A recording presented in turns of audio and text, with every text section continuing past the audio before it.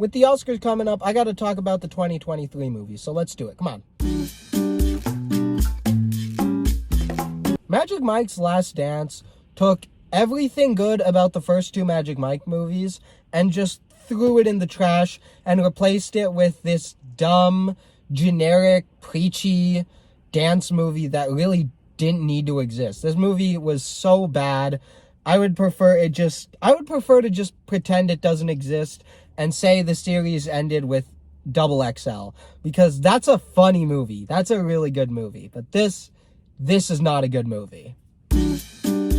It's sort of like universally agreed that Ant-Man and the Wasp: Quantumania is just a terrible movie, so I don't think I need to say much about it. It's just another in a very long string of bad Marvel movies. It seems weird that The After was nominated for an Oscar. This is a short film on Netflix, and it's so stupid. Like, it has a very good performance, but they squander it with such a stupid story that's so, like, ill-conceived and poorly directed that when this great part of the performance finally does come, it seems, weirdly enough, comparatively underwhelming. It seems annoying. It seems very, very pointless. Yeah, it seems very pointless. So, on a technical level, yes, this is a good movie, but my problem with this movie is that it literally teaches the audience step by step how to build a bomb, and then encourages them to go use that bomb on US soil for political means, which is terrorism. And this movie even goes as far as to say it's okay to be a terrorist against the US because everyone who's committed a terrorist act on the US is eventually considered a hero or a freedom fighter, which, aside from being a crazy statement to make in public, is also ridiculously wrong. It's wrong on so many levels. So, not only is this movie incredibly pretentious for assuming that it understands that terrorism is the only way to save the US, but also it's incredibly dangerous and incredibly irresponsible. And I can't in good conscience rank this high and support this movie at all.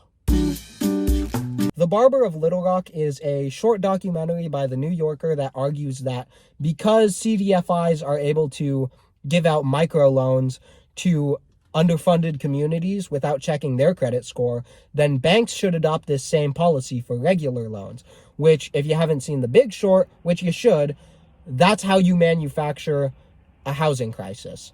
So this movie already argues that you should let banks manufacture a housing crisis, but then they also issue you an ultimatum, which is, if you don't let the banks manufacture this housing crisis, it must be because you don't want black people to be free, which is a wild statement to make.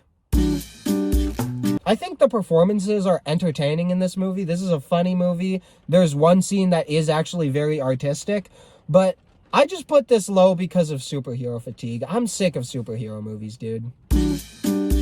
Did anyone, actually see Five Nights at Freddy's because they thought it would be, a good movie or anything? I feel like we all collectively sort of saw this movie because we thought it would be a joke. I feel like that's the only reason anyone saw this movie. It's why I saw it. And, yeah, it's a stupid movie, but it's entertaining. You know, a lot of people dump on Napoleon for being such a bad movie, but here's the way I look at it. Ridley Scott was such a good director that he took one of the most inherently interesting genres in film, the historical epic, and made one about the singular most cinematic historical figure of all time, Napoleon, and still managed to make one of the most uninteresting movies I've ever seen in my life. That takes skill. That takes knowledge of the craft. I think it's cool that Megan takes place in Seattle, near where I live. But this is a very bland, sort of generic horror movie. Polite Society is just a stupid movie. I know the point of this movie is to be silly, but I maybe I'm just a grouch and I hate fun because I didn't really think this movie was that funny. Renfield was also really stupid, but I ranked it just a bit higher because it has Nicolas Cage in it. Pareidolia is a 1-minute indie short film, so ranking it this low feels like shooting a baby in the face and calling it self-defense. It's a fine movie. It didn't do anything for me, but I still think it's very well made. And because I feel bad about rating it this low when I think it's a good short, I'll link it in the description. You should check it out. It's free on YouTube. A lot of people really like Poor Things for its complex portrayals of feminism, which I do like how it delves into a lot of more complex feminist issues than the typical feminist movie. But I also think that it's a very juvenile attempt to try and argue for socialism as an individualist tool. Maestro is a really poorly done attempt at Oscar bait. It's stupid, it's pretentious, it's weirdly anti-Semitic, and it's so boring. I feel that Rustin is very rushed and unnatural at times, and there's straight up a scene in this movie where the executive producer is just patting himself on the back. But other than that, Colman Domingo as Bayard Rustin absolutely carries this movie. He's so good. It's good to finally see him get a leading role. I really like him as an actor. You know those courtroom dramas where you just want to get up and go like, yeah, when they finally figure something out? The Burial doesn't really have that. I feel like The Burial had all the parts ready to create a very satisfying legal drama, but instead it just feels very clumsily tied together to the point that the only really good things about this movie are the performances. I'm not the biggest fan of The Hunger Games, but The Ballad of Songbirds and Snakes just sort of felt like the very standard, typical teen, young adult, dystopian novel sort of movie adaptation to me. I don't love Wonka, but it's definitely way better than any of us were expecting it to be. I like the way this was directed, but The Swan is definitely the Wes Anderson short that did the least for me.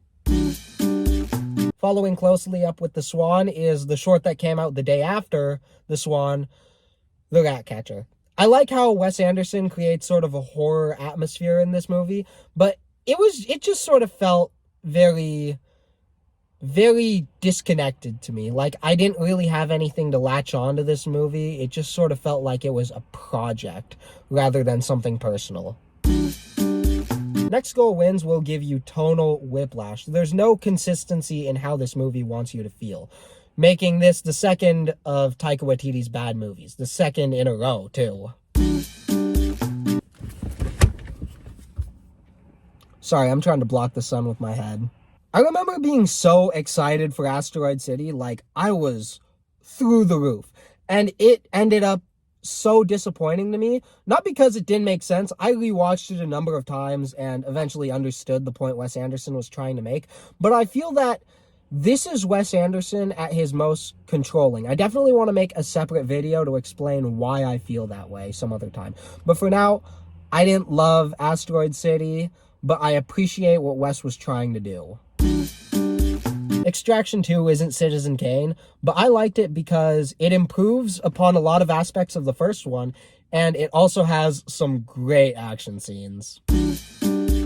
Just like how Maestro shows what happens when a critically acclaimed director gets a big head, Barbie shows what happens when critically acclaimed writers get a big head. Noah Baumbach and Greta Gerwig definitely are cerebral narcissists because they made this very standard feminism 101 message, and they thought everyone would be too stupid to understand it if they made it subtle. So they straight up just have America Ferrera explain the theme of the movie into the camera. Like, they just have her look at the camera and explain the theme of the movie.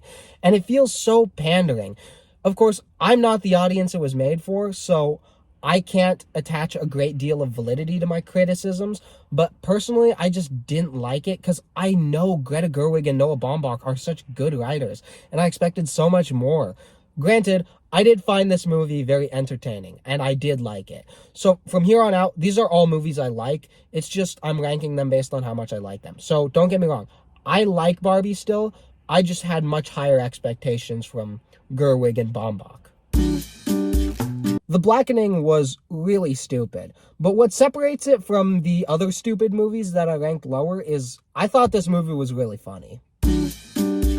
After seeing Knock at the Cabin, I didn't exactly go around and say, M. Night Shyamalan's back! He's back! This is definitely a very flawed movie, and it definitely should have leaned more heavy into a lot of the horror aspects, but this is definitely better than some of the stuff he's made. I did a double feature with Are You There, God? It's Me, Margaret, and Polite Society. And keep in mind, remember, I did not like Polite Society. But as soon as I stepped into the theater for Polite Society, I forgot everything about Are You There, God? It's Me, Margaret. There's definitely a lot of flaws with Shrinking, as there are with a lot of first seasons of sitcoms. That being said, it's still very entertaining. The theme song is awesome. And can we just acknowledge how crazy it is that they got Harrison Ford to be in this? I'm actually wearing a Fallen Leaves shirt right now. I won this in a giveaway. The only reason I didn't love this is because I wasn't very familiarized with Aki Kaurismäki's style. Maybe what I'll do is I'll watch some of his other movies and then go rewatch Fallen Leaves, and maybe I'll have a newfound appreciation for it. Because what I feel this is like, I guess this is how a lot of people felt when they've never seen a Wes Anderson movie before, and then they just suddenly get thrown into, like, The French Dispatch or something. So I figure it's sort of a stylistic thing, and I'll like it much more when I familiarize myself with his style. This is just a fun movie. I could see myself rewatching this, like, just because it's on Netflix. You know, one of those movies, like, it's definitely not your favorite, but if it's on TV, like, if it's on Netflix and you have nothing else to do, you're like, hey, I like that movie, I'll check it out. And then you just have a good hour and a half. Mission Impossible 7 is definitely not a bad movie. It's just that it's definitely a step down from the sixth one, which I consider to be one of the greatest action movies of all time. I'm sure maybe I'll like it. I'll like the seventh one a lot better when the eighth one comes out, when part 2 comes out, and it's a conclusive story. But for now, 7 just felt like it was trying much too hard to one-up 6 while also leaving a lot of room for a sequel. So when the sequel comes out, I'm sure I'll have a very different opinion. But for now, it's a fine movie.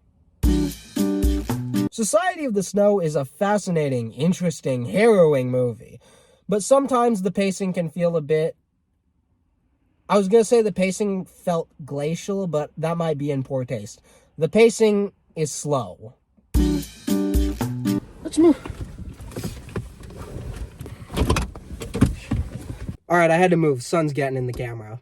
Pachyderm is a very interesting short film, and I really liked watching this mystery unfold in such a short amount of time. It's free on YouTube. You definitely got to see it. It definitely deserves the Oscar nomination, even though it's unfortunately probably not going to win the Best Animated Short Film Oscar.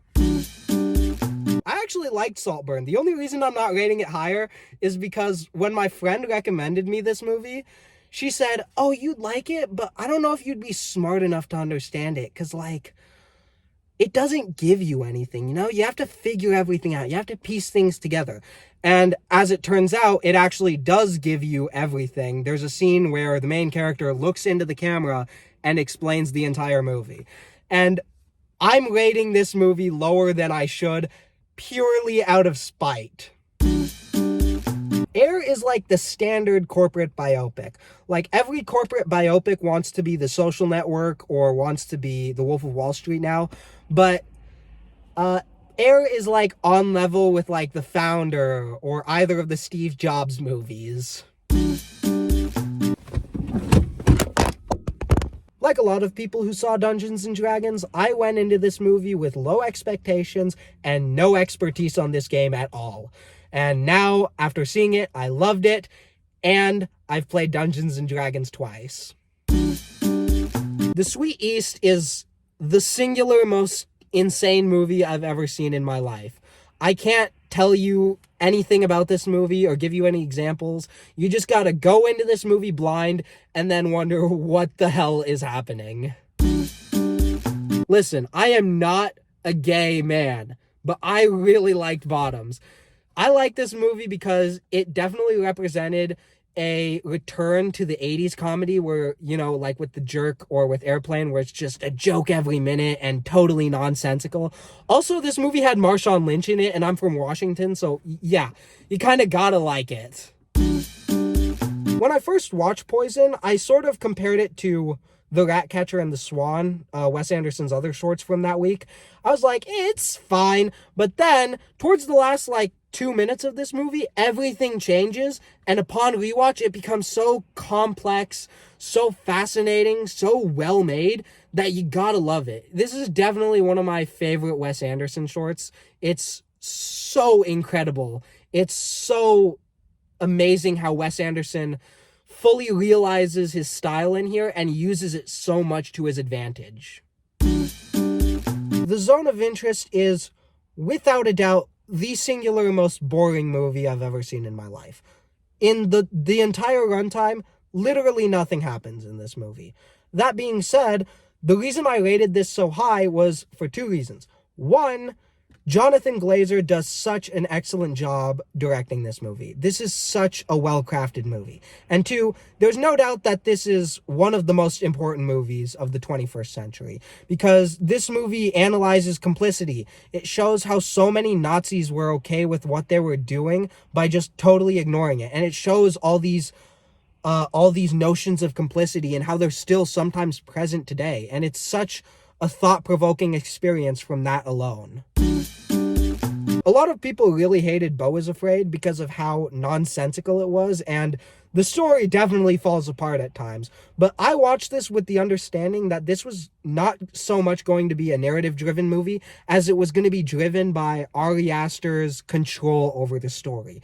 And so knowing that, it's a much more satisfying experience because you understand it's not a story that you're supposed to be invested in. It's a journey into the director's mind. Scream 6 is three things to me. One, it's the best Scream movie since the original. Two, it has the best opening kill of the entire Scream franchise. And three, it's the only Scream movie that wasn't spoiled for me, so it was actually super suspenseful the entire time. I really like Ted Lasso, and while I think season 3 definitely did a lot of things that I don't love with the story, I still feel that it captures the essence of the show really well, and it's definitely a good finale. I've only seen 2 of the short films nominated for Best Animated Short Film this year, but I think that this is my favorite because it's just so personal, so moving. The voice acting is so well done. The way the story unfolds is so creative, and honestly, it's really hard to believe that this is directed by the same guy who did Napoleon Dynamite and Nacho Libre, because these are not similar at all. This is, I think, free on YouTube. I'm not sure on that, but you definitely got to make an effort to go see this short because it is phenomenal. Death and Ramen is the movie that should have gotten the Best Live Action Short Film nomination instead of The After.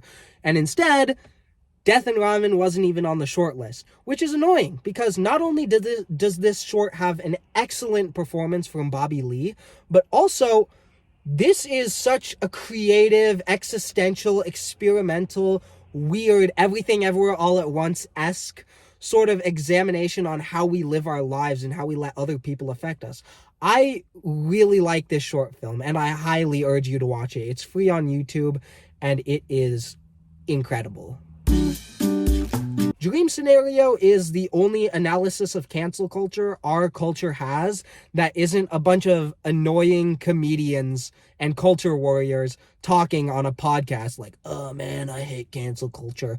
And so because of that, you got to give it props for not being just a total, like, you know, Joe Rogan sort of thing where it's just a guy ranting for 3 hours. But also, I like this idea of putting Nicolas Cage, and one of the most famous actors in the country, putting him as this character who, like, no one knows and then suddenly gets crazy fame. I think that's a really interesting idea. This is definitely one of my favorite Nicolas Cage performances, and it's also his best movie of this year.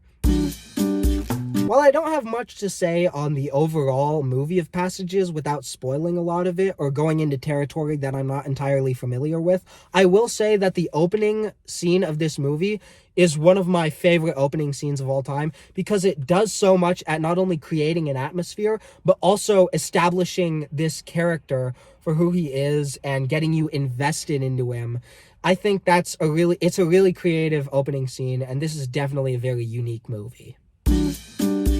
I kind of wish I rated this higher, but I don't really know where to put it at the moment. But All of Us Strangers is a very touching movie. It's very emotional. I think it's an incredible movie. It's something you definitely have to see. Kids, cover your ears. In 1997, Julianne Moore was in Boogie Nights, where she plays a character who, aside from being a porn star, grooms an underage boy of 17. In 2023, Julianne Moore was in When You Finish Saving the World, a movie where she acts inappropriately towards and grooms a boy the same age as her son. Finally, later in 2023, Julianne Moore was once again in May December, where she plays a character who, you guessed it, molests an 8th grader. I don't know why Julianne Moore keeps playing child molesters, but she's like strangely good at it for some reason. Okay, you can uncover the kids' ears now. This movie represents a return to art house cinema that I want to see. Not exactly the plot of this movie, but I really like the way this is very character driven, very performance heavy, and along with that, the performances in this movie are so good. Natalie Portman is good in this movie, Julianne Moore is good in this movie, and Charles Melton is so good in this movie. Charles Melton is really good in this movie. I really wish he got an Oscar nom for Best Supporting Actor, because it's definitely one of the performances of the year. You definitely got to check this movie out on Netflix. It's so good. Killers of the Flower Moon is definitely one of Scorsese's best. I am so excited to see Lily Gladstone win the Oscar this year because, let's be for real, she's gonna win it and she deserves it. It has amazing performances all around, and I think it's just a very fascinating movie. A lot of people really liked Oppenheimer. I thought it was great. I don't think it's the 10 out of 10 movie everyone is saying it is, and I also don't think it should win Best Picture, even though this movie will very clearly sweep at the Oscars. Granted, I also need to rewatch this movie. I feel that upon rewatch, I'm gonna like this movie much better. But for now, it's 19. And by the way, I made it sound like I didn't like this movie. I like this movie. It's high up. I thought it was a very good movie. I just thought it was like marginally overrated. But then again, I definitely have to rewatch it. And I promise I will. I'm a huge fan of Scott Pilgrim. That used to be my favorite movie, and I was so excited for this show. Now, the first 2 episodes of Scott Pilgrim Takes Off, I really didn't like, especially the first episode. The first episode, I think, is very bad, but you got to power through it because the next few episodes, everything after the second episode is so compulsively watchable. It is so entertaining. It makes such a good point as to why it needs to be remade. It is definitely one of my favorite things on Netflix. They Clone Tyrone is such a unique movie. It's unique, it's well shot, and it has such a good performance from John Boyega. John Boyega is so good in this movie. It's crazy. You gotta see it. It's on Netflix. You'll love it, I promise. I talked earlier about the corporate biopic, and while I don't think Blackberry is comparable to The Wolf of Wall Street or The Social Network, I still think this is a very good movie. This movie is so entertaining, it's so funny, it's really educational, it teaches you a lot you didn't know before, and it's so just fun to watch Blackberry rise and fall, watch how much of this history turns out to actually be true, and it's so surprising. And along with that, Jay Baruchel is good in this movie, and Glenn Howerton is so good in this. Glenn Howerton is so good as this character, as this real person, Jim Balsillie. And along with that, this movie also uses my all-time favorite song, Waterloo Sunset by The Kinks. So that's a bit up on the ranking because of that. Alright, it got rainy out, so I had to drive back home. Yes, some of the animation in Nimona does look like it was made last minute in Blender. That being said, it doesn't really matter in this case because the story around it is so fascinating, so intriguing, so entertaining, so funny that you really don't worry about the animation too much because you're just so invested in this movie. I think Nimona is really just an amazing children's film, an amazing animated film. And along with that, this is the only movie on this list that made me cry. So you got to give it points for that. In my opinion, American Fiction is the funniest of all the Best Picture nominees this year. This movie is so funny. I was laughing my butt off from the start in the movie. That sounded really corny, I know. Anyways, along with that, I love Jeffrey Wright. I love Jeffrey Wright. And it's so good to see him in a leading role. This was like a reward for me because I've loved Jeffrey Wright for years. I've been like, this guy's so good. I love him. And in The French Dispatch, finally, I was like, yes, yes, yes, because I loved him in that movie. And then they put him in this movie, and he did so well. This was definitely a reward for us loyal Jeffrey Wright fans. And along with this is also a very thoughtful, very relevant, very, very funny movie. If you haven't seen American Fiction and you want to see at least one Best Picture nominee, I would recommend American Fiction as the way to go. That's the way to go. I went into this movie with the same expectations as everyone else. It was going to be a generic, dull, action figure selling Godzilla movie. And I left knowing two things. One, I was wrong. And two, the guy sitting next to me who kept complaining throughout the movie, this is stupid. There's not enough Godzilla in this movie. I don't care about the humans. I want to see Godzilla smash things. That was actually things I heard him say. That guy's an idiot. Those are the two things I knew from this movie. And oh my gosh, this movie is exactly what the American Godzilla movies have been missing. Because if you watch the American Godzilla movies, Godzilla is this hero who saves the day, who kills other monsters for his own pleasure, but we need him to protect us. Godzilla is not that. Godzilla is not this huge cultural icon that we can use to sell toys. It is this allegory for the nuclear bomb. It is this terrifying, city-leveling monster that if you saw it, you would be horrified. And along with that, this is also a great character-driven movie. I never expected to go into a Godzilla movie and care more about the characters than I did Godzilla. I think this is what the Godzilla franchise has been sorely missing, and because of that, I think Godzilla Minus One is the best Godzilla movie.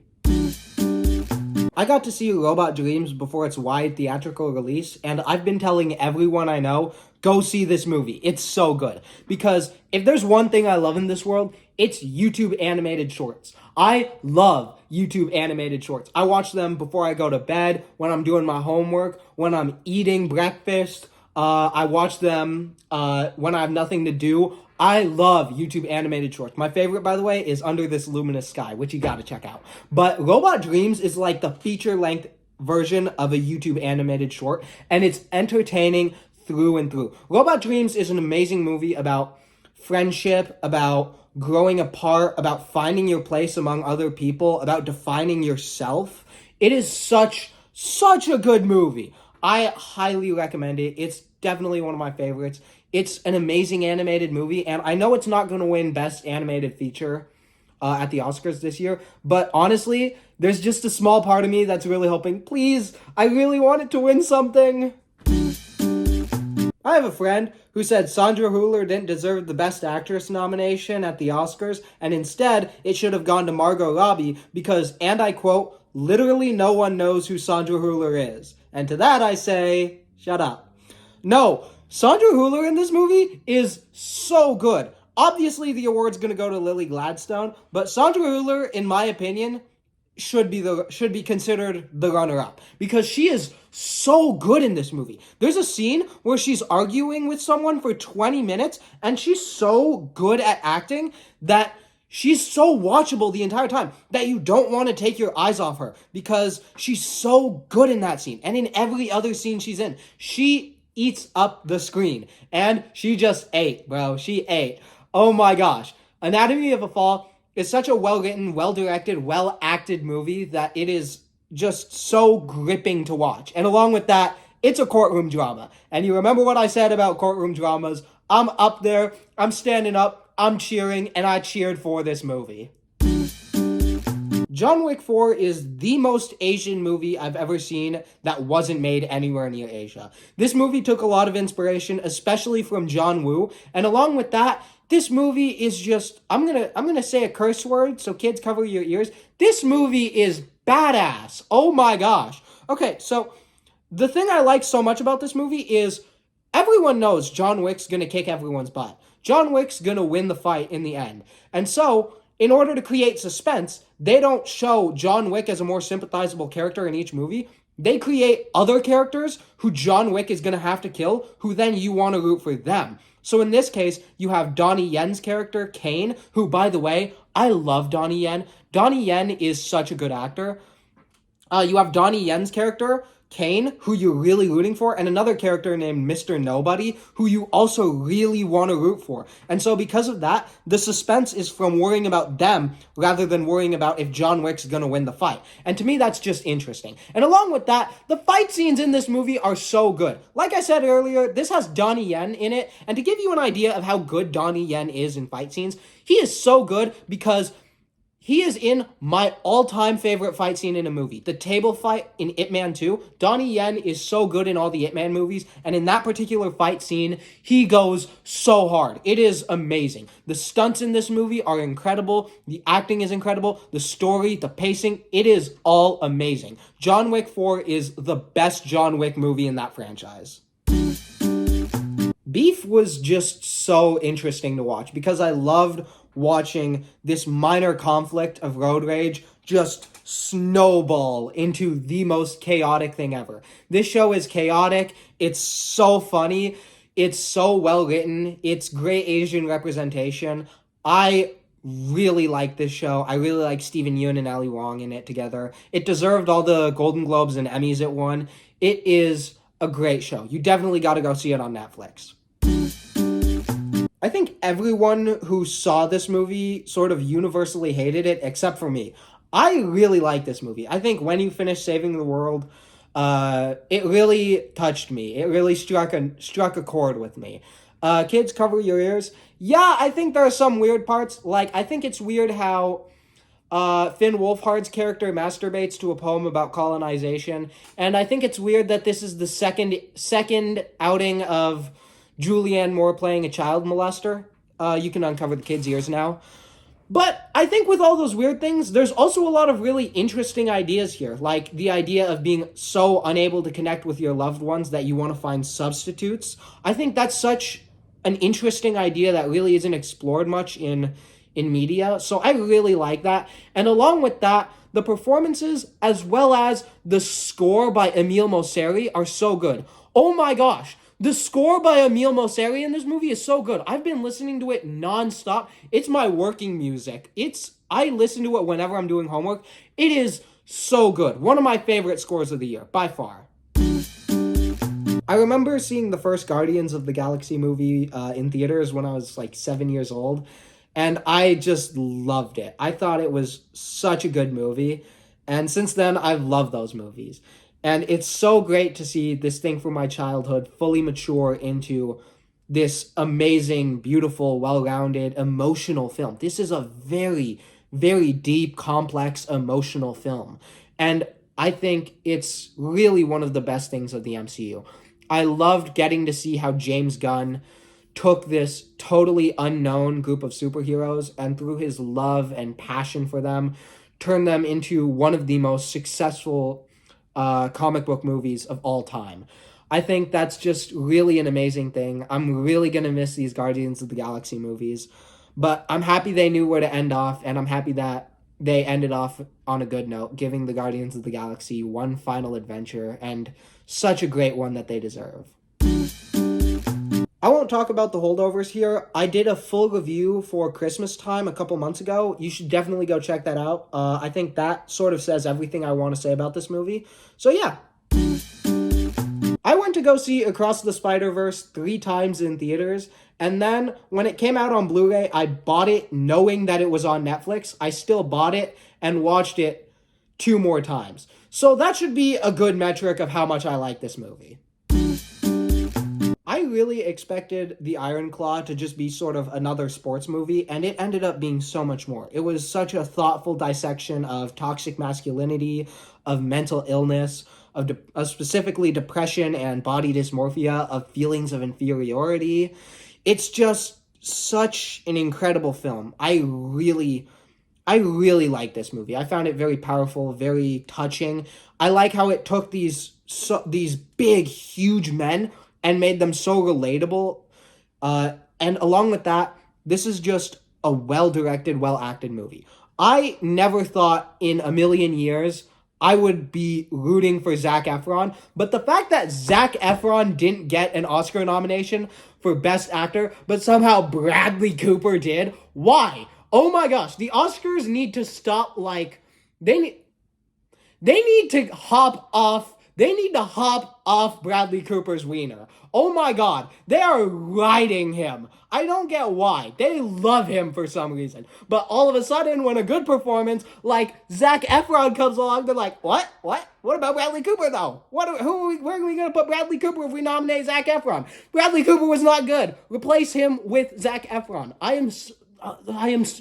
You can take your kids' ears off. I am so mad that Zac Efron got totally snubbed at the Oscars this year because his performance was for sure one of the best of the year.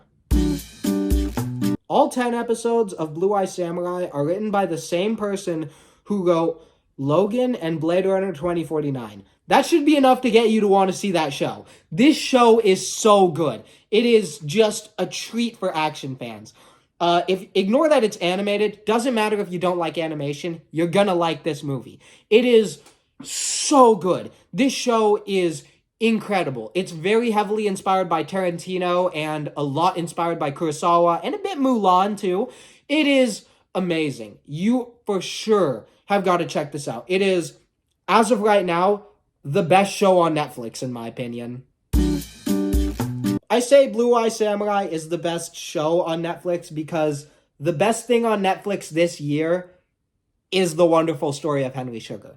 This was the first of Wes Anderson's 4 short films that he released over a week on Netflix, and it's the best. This is Wes Anderson at the top of his storytelling game, top of his directing game. The way he directs this sort of like a stage play is so clever to me. So it feels so minimalistic, but also so grand at the same time. So soaring, I guess is the word, because this feels like an epic, even though it's only 40 minutes. It is so incredible. I think Wes Anderson's really found his author with Roald Dahl. Like, you know how Paul Thomas Anderson has his author with Thomas Pynchon? Well, Wes Anderson did such a great job with Fantastic Mr. Fox, and he did such an amazing job with another Roald Dahl story, The Wonderful Story of Henry Sugar. This is such an amazing short film. You definitely got to see it, and it's my prediction that this is going to win Best Live Action Short Film at the Oscars. I am praying that it happens. Okay, the top 3 on this list are like that. Like, they're neck and neck. Because they're all in my top 20. They're all phenomenal movies. It really just comes down to how I viewed how they affected my life. So, at 3rd place is Past Lives. Aside from being an incredibly well-shot, well-acted, well-directed movie, incredibly well-directed, by the way. I'd like to say that right now. And it's amazing because this is Celine Song's first film. Celine Song, the director. This is her first film. You would never tell. This seems like something that would take like a master director because she does such a good job directing it. Aside from being all those things, this movie also is very emotional, very touching, very resonant. I'm sure everyone at one point has that one area in their life that they wish they chased. They wish they went down that path instead. And it feels so crushing every day that you never went for that.